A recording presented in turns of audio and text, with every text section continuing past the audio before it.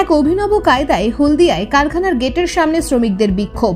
হাতে থালা বাটি নিয়ে কাজ নেই খাবো কি এমন স্লোগান তুলে বিক্ষোভ দেখালো শ্রমিকরা।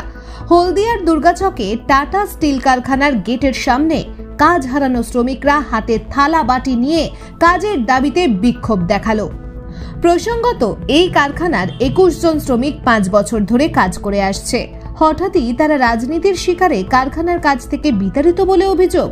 গত ফেব্রুয়ারি মাসে 21 জন শ্রমিককে কারখানা কর্তৃপক্ষ ছাঁটাই করে দেয়। এখানে 5 বছর হলদিয়া টাটা স্টিলের সিকিউরিটি কাজ করছিলাম। হঠাৎ করে আমাদেরকে 29শে জানুয়ারি নোটিশ দেওয়া হয়, তোমাদের আর কাজ থাকবে না। আমাদের 29শে ফেব্রুয়ারি শেষ কাজ হয়ে আমাদের বন্ধ হয়ে গেছে।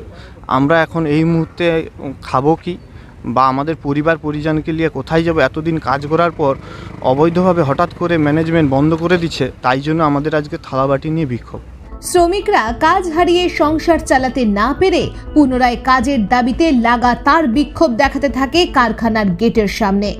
5 বছর কাজ করার পরে আমাদেরকে এইভাবে পরিকল্পনা করে বের করে দিচ্ছে, এটা তো আমরা কিছুতেই মেনে নেব না। আমরা আজকে সবাই ম্যাচিওর, তখন আমরা সব অবিবাহিত, হয়তো প্রায় অনেক ছেলেই ছিল। এখন আজকে আমরা সবার পরিবার আছে, বাড়িতে স্ত্রী সন্তান আছে, আমরা খাবো কি? হঠাৎ করে যদি বয়স্ক বাবা মা ঠাকুমা বাড়িতে আছে, আমরা খাওয়াবো কি? কাজটা চলে গেলে আমাদের কোনো আমাদের তো পথ নেই, যার জন্যই আজকে এই রাস্তায় আমরা থালা বাটি নিয়ে আমরা নামতে বাধ্য হয়েছি। কারখানার শাসক দলের শ্রমিক সংগঠন কিংবা কারখানার কর্তৃপক্ষকে কাজের দাবি জানিয়েও কোনো সুরাহা হয়নি বলে অভিযোগ। তবে কারখানার শ্রমিক সংগঠন বিএমএস এর পক্ষ থেকে তাদের পুনরায় কাজের দাবিকে সমর্থন জানায়।